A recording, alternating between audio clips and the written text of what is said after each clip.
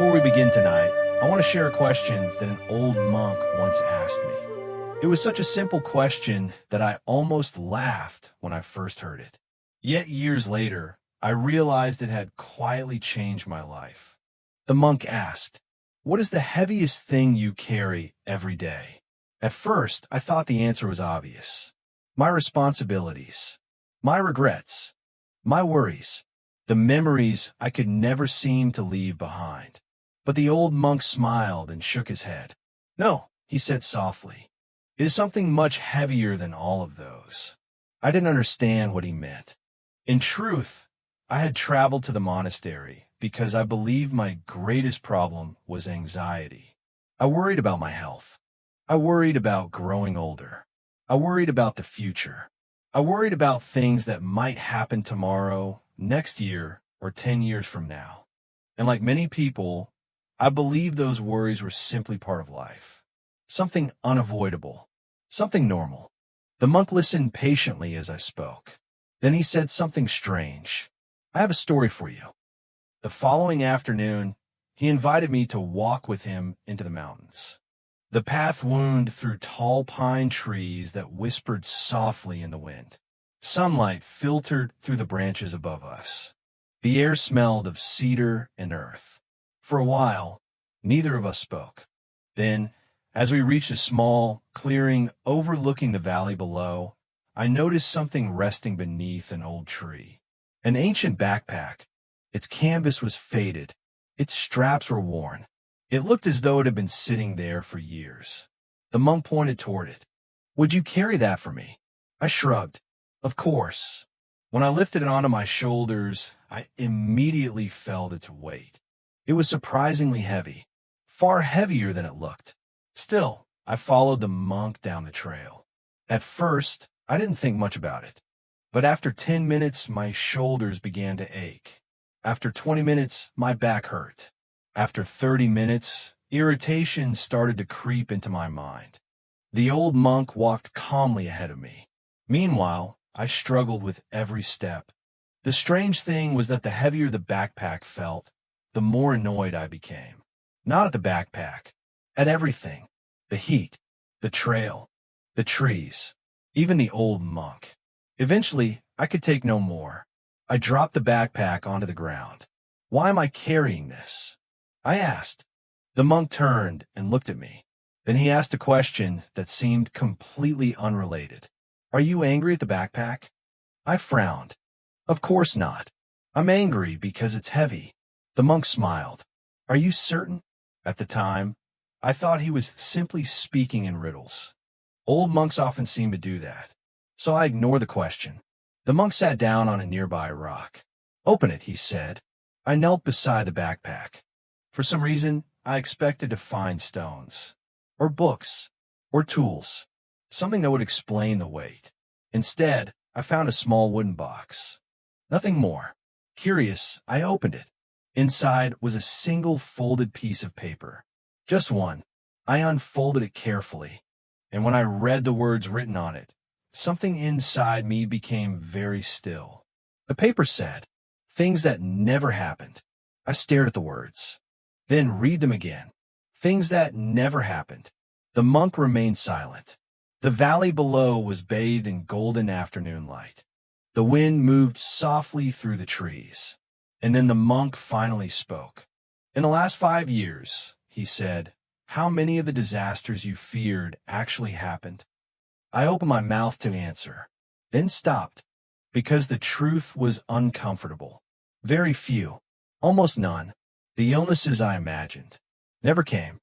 The financial disasters I feared never arrived. The terrible futures that stole my sleep never happened. Yet somehow, I had carried them every day. I carried them while eating breakfast, while driving, while watching television, while lying awake at night. I carried them everywhere, just as I had carried that backpack. Heavy, exhausting, and entirely unnecessary. For a long moment, neither of us spoke. The sun slowly drifted toward the horizon. Birds circled high above the valley. Finally, the monk stood. Before turning back toward the monastery, he looked at me and said, This backpack is not the heaviest thing you've ever carried." Then he began walking away. I remained standing there, confused. "What do you mean?" I called after him. The monk stopped, but did not turn around. Instead, he said something that kept me awake for most of that night. "Tonight, when you are alone with your thoughts, ask yourself, what weighs more than fear?" Then he continued down the mountain path, leaving me alone beneath the fading light, holding a piece of paper in my hands. And for the first time in many years, I began to suspect that my worries were not the real problem at all. The real problem was something much deeper, something I'd been carrying for decades without even realizing it. And the next morning, the monk told me a story that would reveal what it was.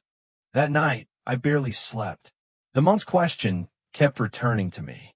What weighs more than fear? I lay awake in the small wooden room the monastery had given me. Outside, the wind moved softly through the pine trees. Somewhere in the distance, I could hear the faint sound of a bell. The mountain was peaceful, yet my mind was not. Again and again, I thought about the backpack, the empty backpack, the paper, the words, things that never happened. I understood the lesson. At least I thought I did. I had spent years worrying about futures that never arrived. But the monk had said something else, something heavier than fear, something I had carried for decades. What was it? The next morning, I found the monk sitting beside a small pond behind the monastery. The surface of the water was perfectly still. He seemed to know I had been looking for him. Without turning around, he said quietly, "You didn't sleep much." I laughed softly. Was it that obvious? The monk smiled. The mind becomes very noisy when it starts discovering things it has avoided for a long time. I sat beside him. For a while, neither of us spoke. Then finally, I asked the question that had followed me all night.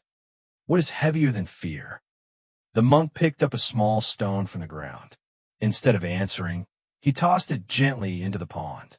Ripples spread across the water. Then he asked, "Tell me, Michael, when was the last time you were angry?" I frowned. Angry? Yes. I thought for a moment, then shrugged. I don't get angry very often anymore. The monk chuckled. Most people say that. Then he looked directly into my eyes. And most people are wrong. His words surprised me, because the truth was, I knew exactly what he meant. There was someone I was still angry with. Someone I'd been angry with for years. A man named Daniel. We had once been close friends. For nearly 20 years, we worked together, trusted each other, built a business together. Then one day, everything fell apart. Money was involved. Arguments followed. Harsh words were spoken. The friendship ended. Just like that. I hadn't spoken to him in more than 15 years. And if I was being honest, the mere thought of his name still tightened something inside my chest. The monk watched my face carefully. "You thought of someone." I nodded. He smiled gently. "Good." Then he stood. "Come with me." We walked toward a small open courtyard near the temple. At its center was a stone fire pit. Inside, a fire burned quietly. The monk picked up a long metal rod and adjusted one of the glowing coals. The coals shined bright orange, almost beautiful. Then he turned toward me. "If I asked you to throw this coal at someone you dislike," he pointed toward the glowing ember, "what would you have to do first?" I looked at him. "I would have to pick it up." The monk nodded. "And what would happen?" I laughed. "It would burn me." "Exactly." The monk's eyes remained fixed on the fire. Before the coal can hurt another person, it must first burn the hand that holds it. The courtyard fell silent. Only the crackling fire remained. For a moment, I simply stared at the glowing ember.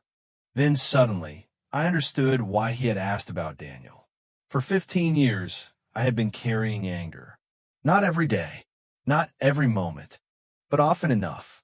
Whenever his name appeared in my mind, whenever I remembered what happened, whenever I replayed the old arguments, the anger returned.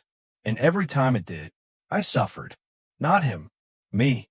The monk seemed to sense what I was thinking. Tell me honestly, he said, in the last 15 years, how many nights has Daniel lost sleep because of your anger? I didn't answer, because I knew the answer. Probably none. The monk continued. And how many nights have you lost? The question landed heavily, far heavier than the backpack, because I knew the answer to that too. Far too many. The old monk sat beside the fire. Then he spoke softly. Most people believe they are punishing others by holding onto resentment. But in truth, he looked down at the glowing coal. They're the ones holding the fire. The wind moved gently through the courtyard. The flames flickered, and suddenly a memory surfaced. A memory I had not thought about in years. The last conversation I ever had with my wife. A few days before she passed away. She had looked at me from her hospital bed and said, "Promise me something." I had squeezed her hand. "Anything." She smiled. The people who hurt us are carrying burdens we cannot see. Don't spend the rest of your life carrying them too. At the time, I didn't fully understand what she meant. But standing there beside that fire, I finally did. The monk slowly stood. Then he looked toward the mountains. There is a difference between remembering and carrying. He paused. You can remember what happened. You can learn from it, but you do not need to carry it forever. The fire crackled softly. The morning sun rose higher above the trees. And for the first time in 15 years, I wondered if perhaps I had been carrying a burning coal without realizing it.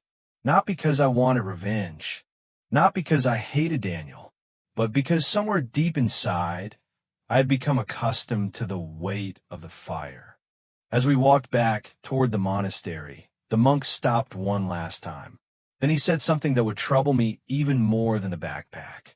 Fear is heavy. Anger is heavier. But there is one burden heavier than both. I stopped. What is it? The monk smiled. The same mysterious smile he always wore when he knew something I didn't. You're not ready for that story yet. And with that, he continued walking, leaving me once again with a question that would follow me long into the night. That evening, after our conversation beside the fire, I found myself sitting alone on the small porch outside my room. The mountains were quiet. The sky had turned shades of gold and deep blue. Far away, the last rays of sunlight disappeared behind the distant peaks. Normally, a view like that would have calmed me, but my mind was elsewhere. The monk's words kept echoing inside me. Fear is heavy. Anger is heavier. But there is one burden heavier than both. What could possibly be heavier than fear? Heavier than years of resentment? The more I thought about it, the less certain I became. Sometime after sunset, I heard slow footsteps approaching. The old monk appeared carrying a small wooden lantern. Without saying a word, he sat beside me. For several minutes, we simply watched the darkness settle over the mountains. Then he spoke. Tell me, Michael, if you could go back 20 years, what would you change? The question hit me harder than I expected. I laughed softly. Only one thing? The monk smiled. I stared into the distance. Immediately, answers flooded my mind. I would spend more time with my wife. I would work less. I would take more chances. I would worry less. I would forgive sooner.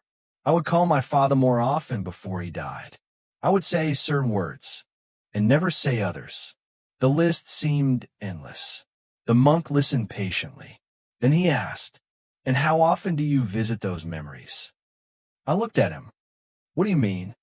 How often do you travel into the past?" I didn't answer, because I already knew. Almost every day, sometimes without realizing it. A song, a photograph, an old street, a familiar smed. Any small thing could pull me backward. And once I arrived there, I often stayed longer than I should. The monk nodded as if he could read my thoughts. Then he stood. Come. We walked through the monastery grounds beneath the moonlight.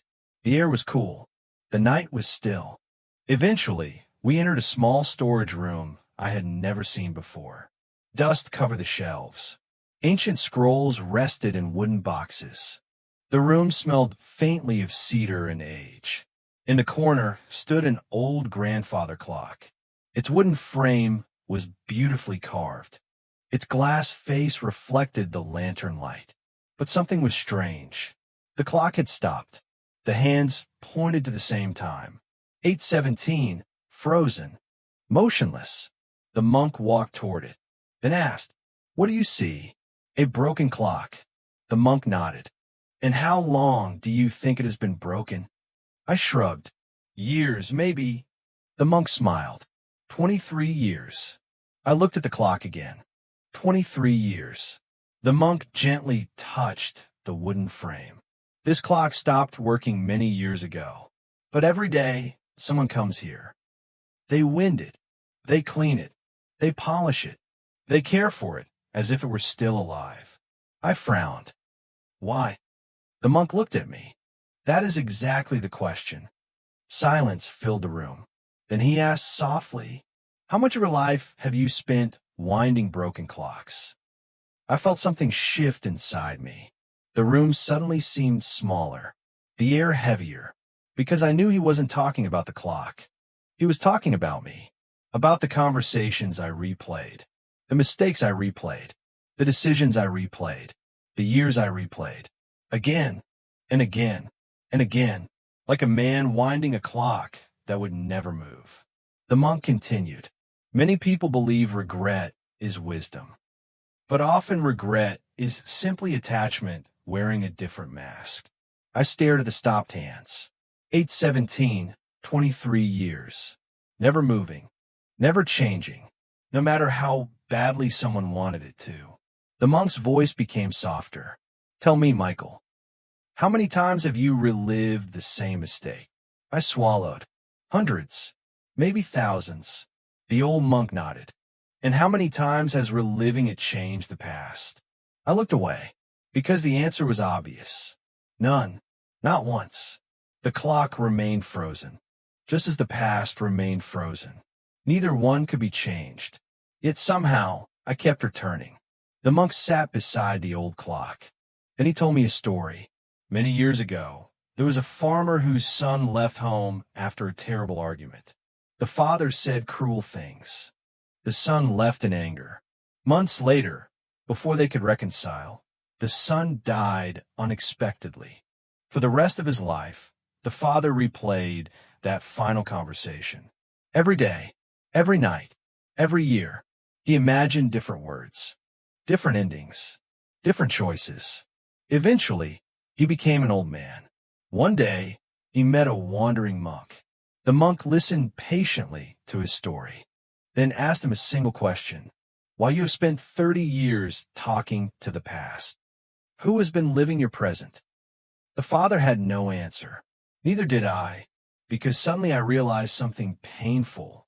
For years, I had been living in rooms that no longer existed, conversations that had already ended, moments that could never return. And while I was looking backward, life continued moving forward without me. The old monk slowly stood. The lantern cast long shadows across the room. Then he looked directly into my eyes.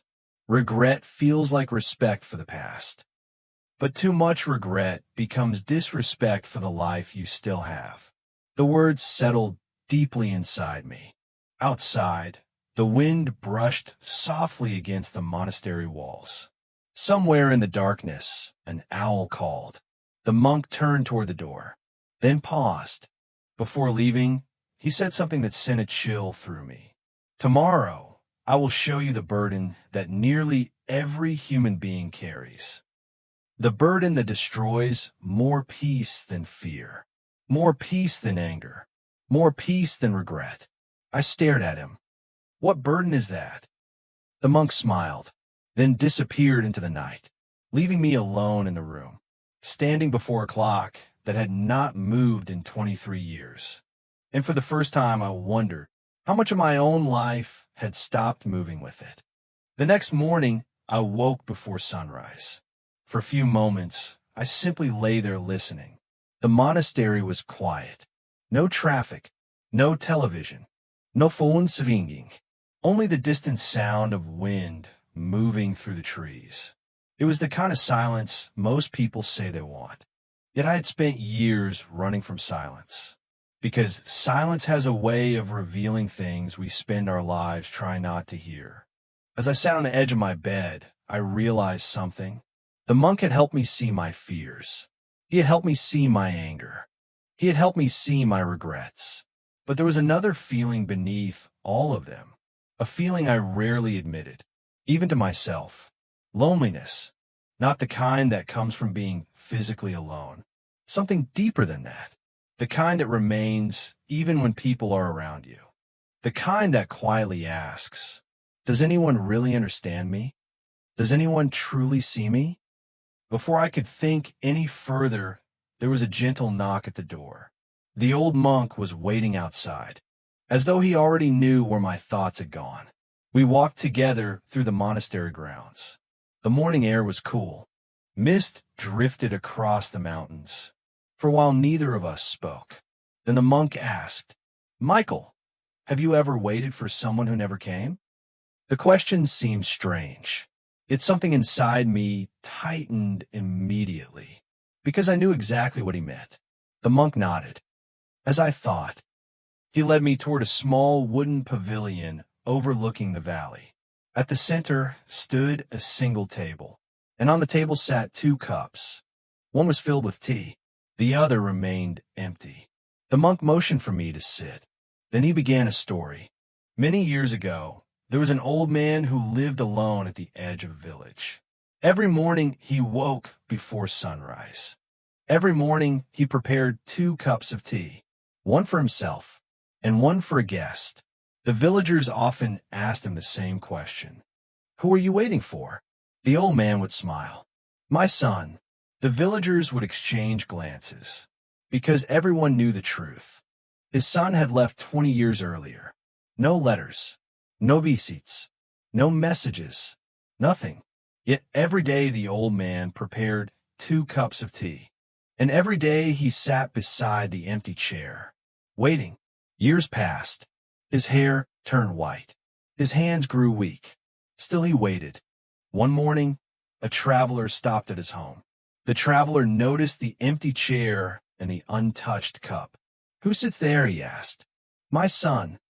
The traveler hesitated. Do you know if he is ever coming back? The old man was silent for a long time. Then he finally said, I no longer know. The traveler looked at him gently. Then why do you keep waiting? The old man stared at the untouched cup, and tears slowly filled his eyes. Because for the first time in many years, he realized he didn't know the answer. The monk paused. The morning sun slowly climbed above the mountains. Birds sang from somewhere deep within the forest. Then the monk turned toward me. What do you think the old man was waiting for? I answered immediately. His son. The monk smiled. No. I frowned. What do you mean? The monk poured tea into my cup. Steam rose slowly into the cool morning air. Then he said, he was waiting for the life he believed should have happened. The words landed heavily, much heavier than I expected. The monk continued, most loneliness does not come from being alone. It comes from arguing with reality. I stared into my tea. The monk's voice remained calm. We wait for apologies that never come. We wait for people who have already left. We wait for different endings. We wait for different pasts. We wait for life to become what we imagined it would be. His eyes moved toward the empty chair beside the table. And while we wait, we miss the life sitting right in front of us. A strange sadness rose inside me, because suddenly I saw pieces of myself everywhere in that story. After my wife died, part of me had been waiting too, waiting for life to feel normal again. Waiting for the pain to disappear, waiting for some future version of myself to arrive, a version untouched by grief. But that person never came. The monk seemed to sense my thoughts. Tell me, Michael, if your wife could see you now, what do you think she would want for you? The question caught me completely off guard. I opened my mouth, then closed it again, because I already knew the answer. She wouldn't want me sitting alone in sorrow. She wouldn't want me trapped inside old memories. She wouldn't want me waiting for a version of life that no longer existed. She would want me to truly live. Even now, even after loss, even after heartbreak. The old monk nodded softly, almost as if he had heard my answer without needing words. For a long time, neither of us spoke. We simply sat there, 2 cups of tea resting on a weathered wooden table, one filled, one empty. Finally, the monk stood. Then he looked toward the distant mountains. Most people think loneliness means having nobody around. He smiled sadly. But the deepest loneliness is abandoning your own life while waiting for another one. The wind stirred gently through the pavilion. The empty chair remained motionless. The untouched cup sat quietly in the sunlight. And suddenly I realized something. For years I had been waiting for the pain to disappear, waiting for the past to return, waiting for life to become what it once was. But life had been waiting for me too, waiting patiently, waiting for me to come back. As we walked away from the pavilion, the monk stopped once more. Then he said something that sent a shiver through me. Tomorrow, I will show you the root beneath every burden we have discussed. The root beneath fear, the root beneath anger, the root beneath regret, the root beneath loneliness. I stared at him. What is it? The monk smiled, the same mysterious smile I had come to know so well. Then he answered, attachment. And with that single word, he continued walking, leaving me standing alone beneath the morning sky, knowing that the most important lesson had not yet begun. That night, I sat alone outside my room long after the monastery had gone quiet. The moon hung low above the mountains. A cool breeze moved through the pine trees. Somewhere in the darkness, water flowed gently over stones. Yet despite the beauty around me, my thoughts remained fixed on a single word. Attachment. The root beneath fear. The root beneath anger. The root beneath regret. The root beneath loneliness. The monk had spoken the word so simply, as if it explained everything. But I wasn't sure I understood. After all, wasn't attachment just another word for love?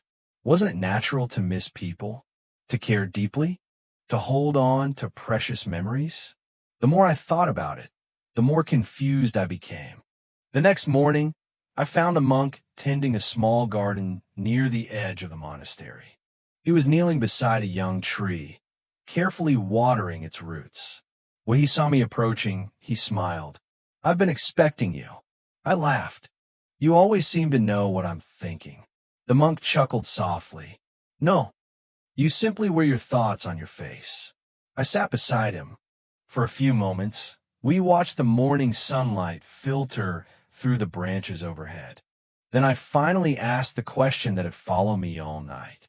If attachment causes suffering, does that mean we shouldn't love? The monk's expression softened. That is one of the oldest misunderstandings in the world. He slowly stood and brushed the dirt from his robes. Come. We walked deeper into the forest.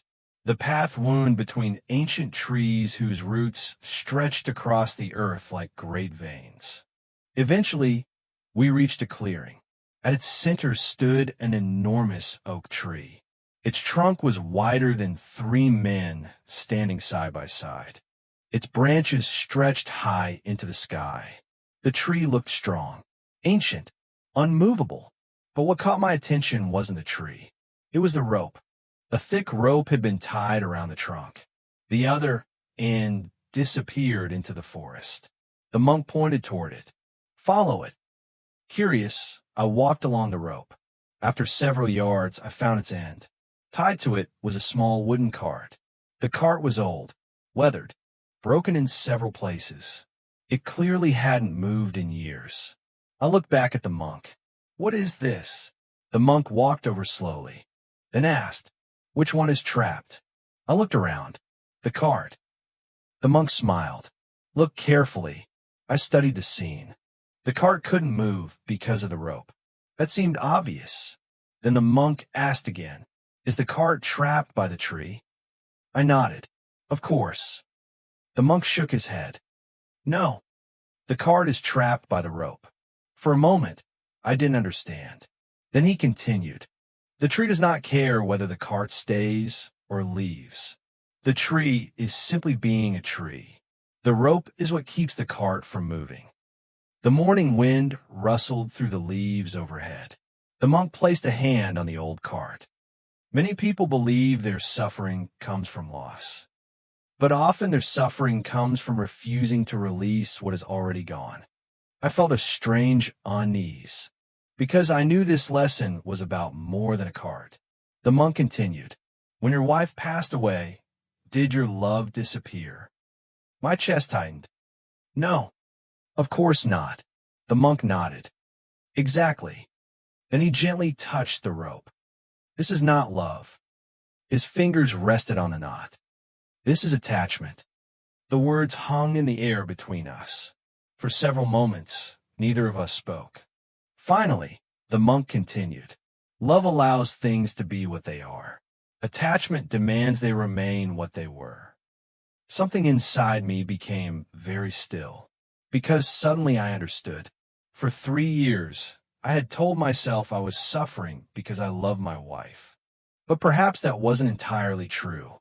Part of my suffering came from wanting reality to be different, wanting one more conversation, one more morning, one more year, one more chance. I wasn't holding on to her. I was holding on to a version of life that no longer existed. The monk seemed to sense the realization forming inside me. He smiled gently. "Love says—" He paused, then spoke softly. "Thank you for being part of my life." The wind moved through the trees. The sunlight danced across the forest floor.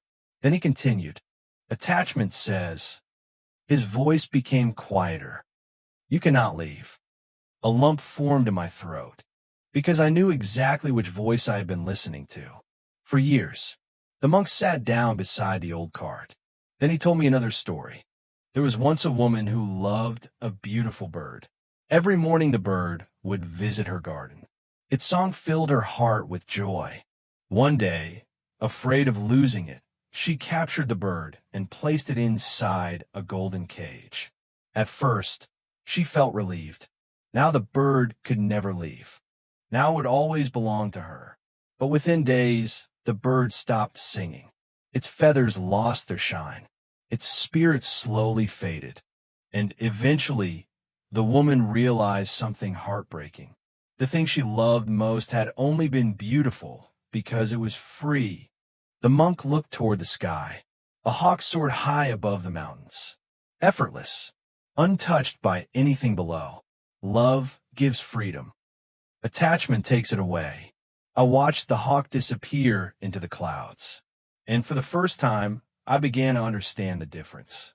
Not just in theory, but in my own life. The monk slowly rose to his feet. The sun had climbed higher now. The forest glowed with golden light. Before we left, he untied the rope from the tree. The old cart didn't move. It had been standing there too long. But somehow it looked lighter, as though something invisible had finally been released. We began walking back toward the monastery. Halfway down the path, the monk stopped. Then he spoke without turning around. "Tomorrow, I will show you the final illusion. The illusion that keeps people searching for happiness their entire lives." I felt my curiosity awaken immediately. "What illusion?" The monk smiled. "The belief that peace is somewhere else." Then he continued down the mountain trail, leaving me beneath the trees, listening to the fading sound of his footsteps, and wondering how many years of my life I had spent searching for something that had been with me all along. That evening, I couldn't stop thinking about what the monk had said. The belief that peace is somewhere else. At first, the idea seemed absurd. After all, wasn't that how most of us lived? We believed happiness would arrive when certain things happened, when we earned enough money, when we found the right relationship, when we retired, when our health improved, when our problems disappeared, when life finally became what we wanted it to be. I had spent nearly 70 years believing exactly that. Peace was always waiting somewhere ahead, just around the next corner, just beyond the next achievement, just after the next challenge. Yet somehow, every time I reached one destination, another appeared.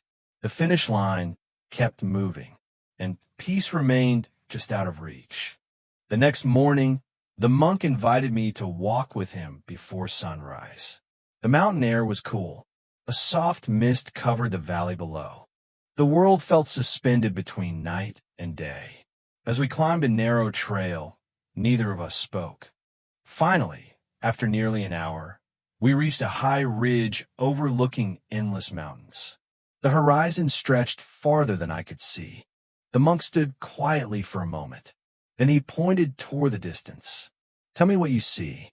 I followed his gaze. "The horizon." The monk nodded. "Good." Then he sat down on a large stone and began another story. Many years ago, there was a young man who believed happiness lived at the horizon. As a child, he would stand outside his village and stare toward the distant hills.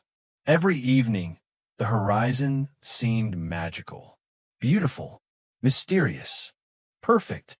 The young man became convinced that if he could just reach it, he would finally find everything he was searching for.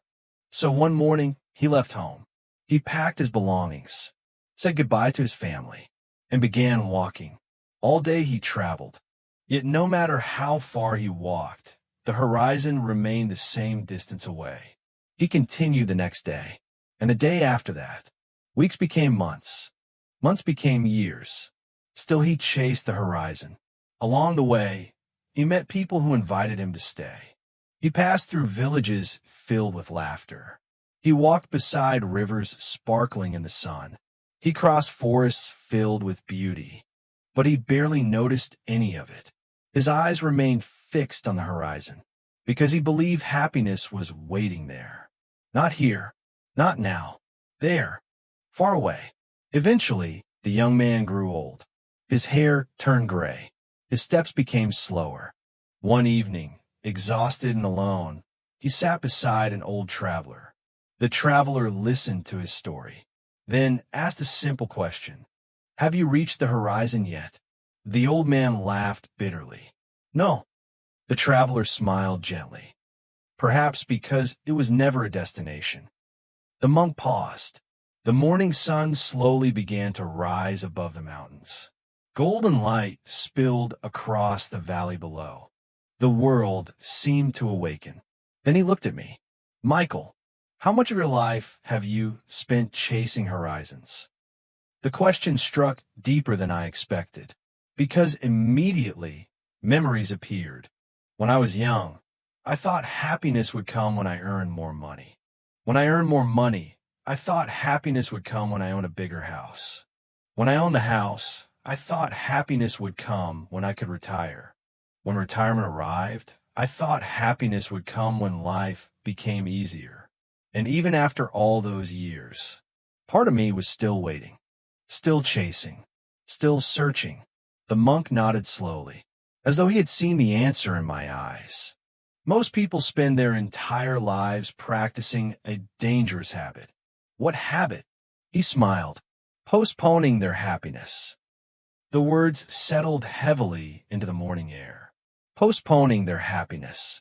How many times had I done exactly that? I'll be happy when. I'll relax when. I'll enjoy life after. Always later. Never now. The monk picked up a small wildflower growing beside the trail. It was simple, nothing extraordinary. Most people would have walked right past it. Yet in the morning sunlight, it seemed almost beautiful. This flower, the monk said, does not spend its life wishing it were a tree.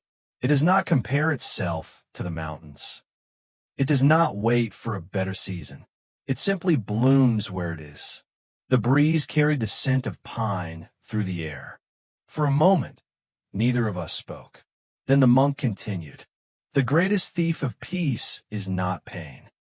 It is the belief that peace will begin later. I looked out across the endless mountains, and suddenly I saw my own life differently. For decades, I had treated happiness like a destination, something to achieve, something to earn, something waiting in the future. Yet every future eventually became the present, and somehow I never arrived. The monk stood and began walking down the trail. I followed quietly. Halfway down the mountain, he stopped. Without turning around, he said, "There's only one thing left." I frowned. One thing? The final lesson. His voice became softer. The lesson most people spend their entire lives avoiding. A chill ran through me. What lesson is that? The monk finally turned and smiled. The lesson of letting go. Then he continued walking. And for reasons I couldn't explain, I suddenly knew that the next story would be the hardest one yet. Because deep inside, I already sensed the truth. The things we hold onto most tightly are often the very things that keep us from being free. That night, I barely slept. Not because I was anxious, not because I was afraid, but because I knew the monk was right. There was still something I had not fully released, something I carried quietly, something I rarely spoke about, even to myself. The truth was, over the years, I had lost many things. I had lost people. I had lost opportunities. I had lost time. And perhaps most painfully of all, I had lost versions of myself. The younger man who believed he had endless tomorrows. The husband who never imagined sleeping alone. The father whose children once ran through the house every morning. Those lives were gone. And although I understood this with my mind, my heart still resisted. Part of me still wanted to hold on. The next morning, the monk was waiting for me beside a river. The water moved slowly over smooth stones. Sunlight danced across its surface.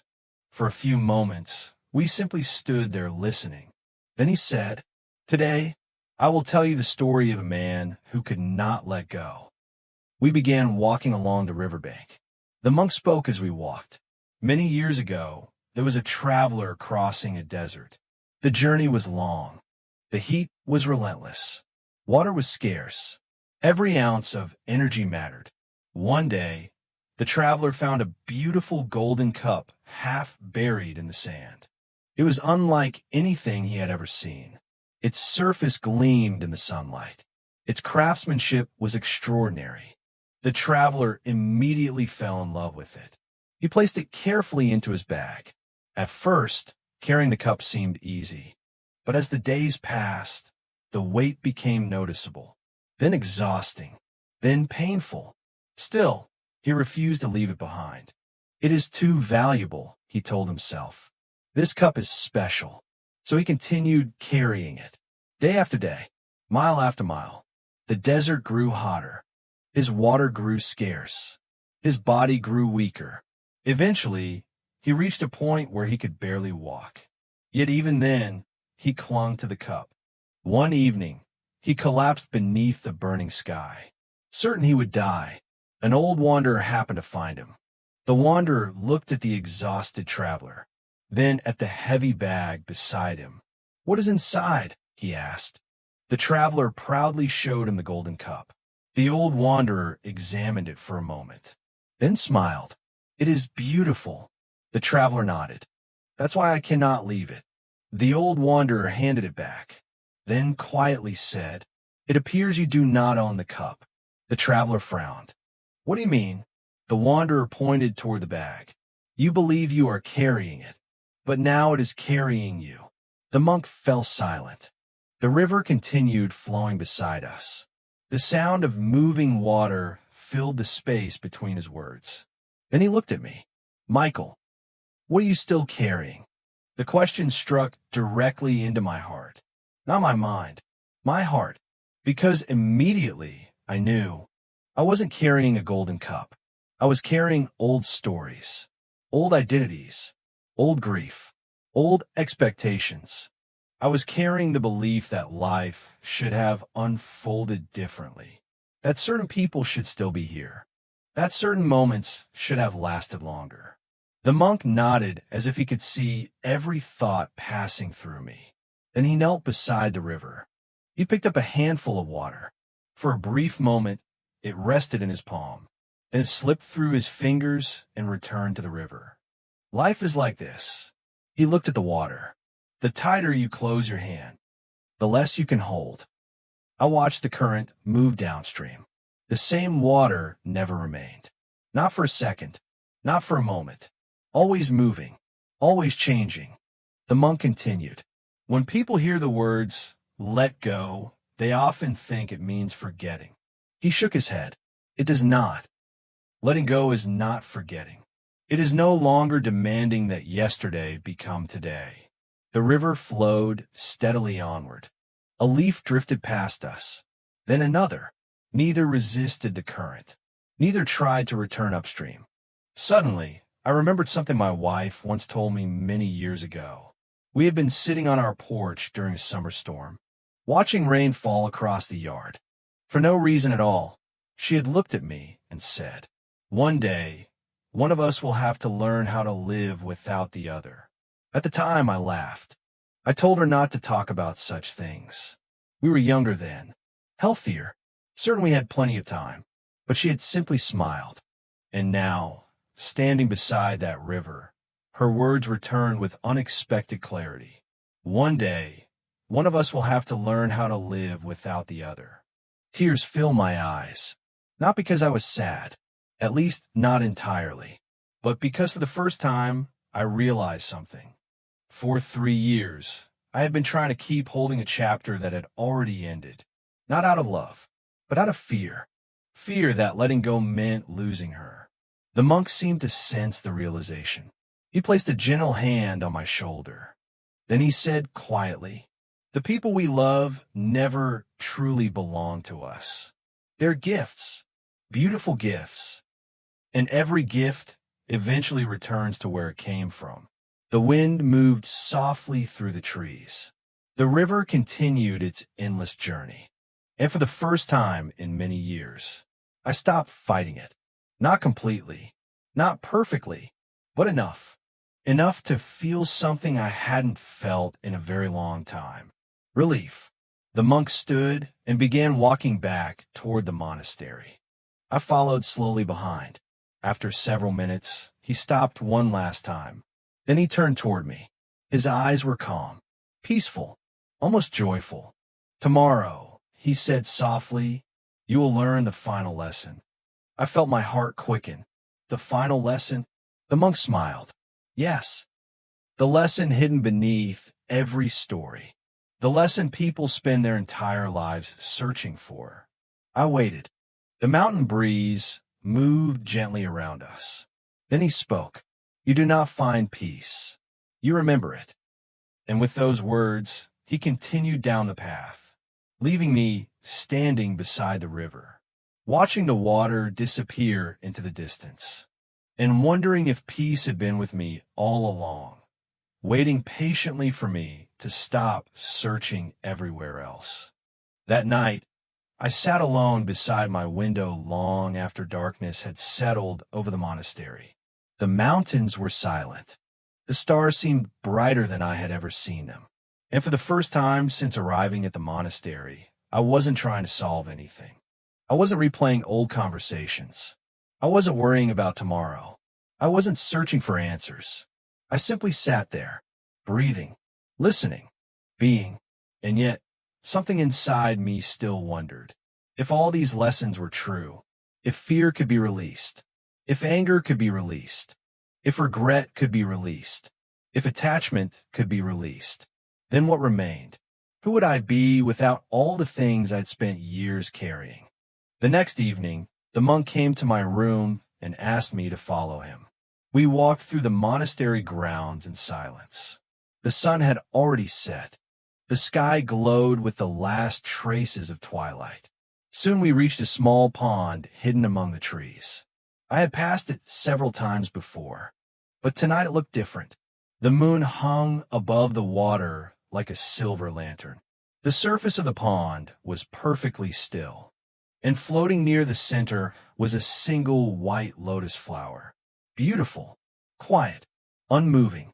The monk sat beside the water. I sat beside him. For several minutes, neither of us spoke.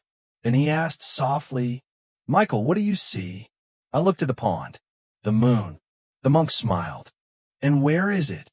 I pointed toward the water. "There." The monk gently shook his head. "No." I looked again. The moon seemed so clear, so real. Its reflection shimmered on the surface. Then I looked up, and there it was, the real moon, far above us. The reflection had never been the moon. It only appeared to be. The monk nodded. Most people spend their lives chasing reflections. The night air was cool against my skin. The lotus drifted gently upon the water. The monk continued.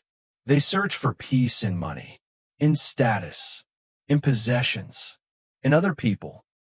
In the future, they see reflections and mistake them for the source. I listened quietly, because suddenly I understood why every lesson had led here. The backpack, the burning coal, the broken clock, the empty chair, the rope, the horizon, the river. They had all been pointing toward the same truth. The monk picked up a small pebble and dropped it into the pond. Ripples spread outward. The reflection of the moon shattered instantly. The image broke apart, dancing across the water, distorted, unrecognizable. The monk looked at me. As the moon changed, I shook my head. No, only the reflection. The monk smiled. Exactly. Then he gently touched his chest.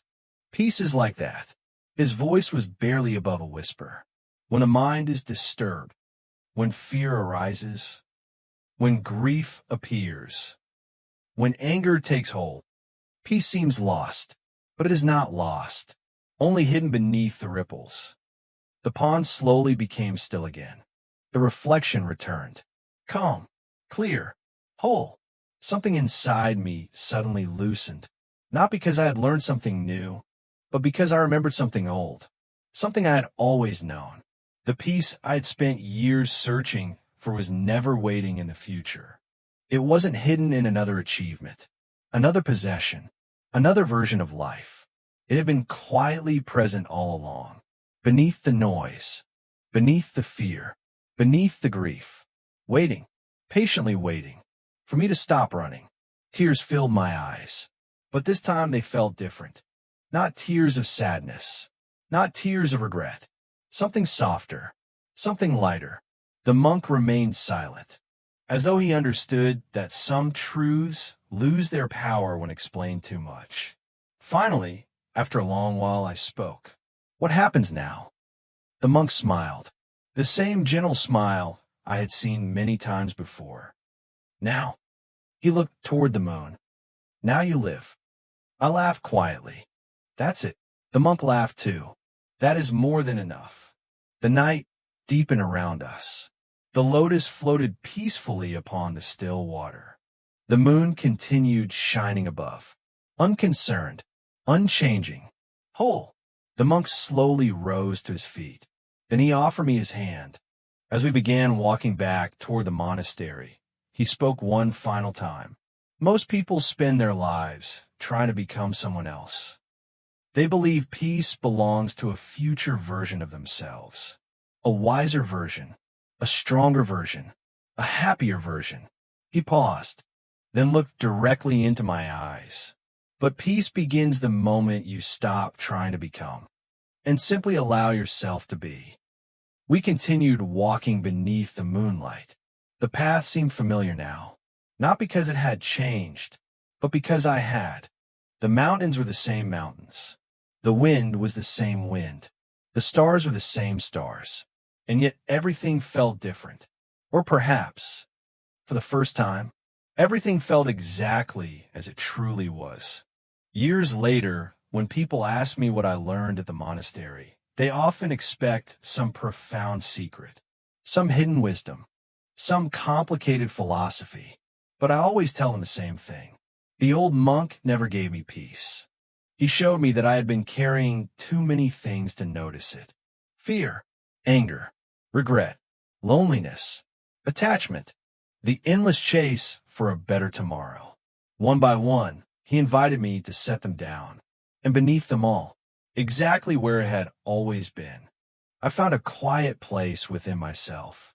A place untouched by success or failure, untouched by gain or loss, untouched by yesterday or tomorrow. A place as still as the moon above the pond. And whenever life becomes difficult now, whenever fear returns, whenever grief visits, whenever the future feels uncertain, I remember the lotus beneath the moon. I remember the still water. And I remember that peace is not something waiting for me at the end of the journey. Peace is the journey. Peace is this breath, this moment, this life, exactly as it is. And perhaps tonight, as you listen to the sound of these words and prepare for rest, you may discover what I discovered beneath the moonlit sky so many years ago, that the peace you have been searching for may already be quietly waiting within you.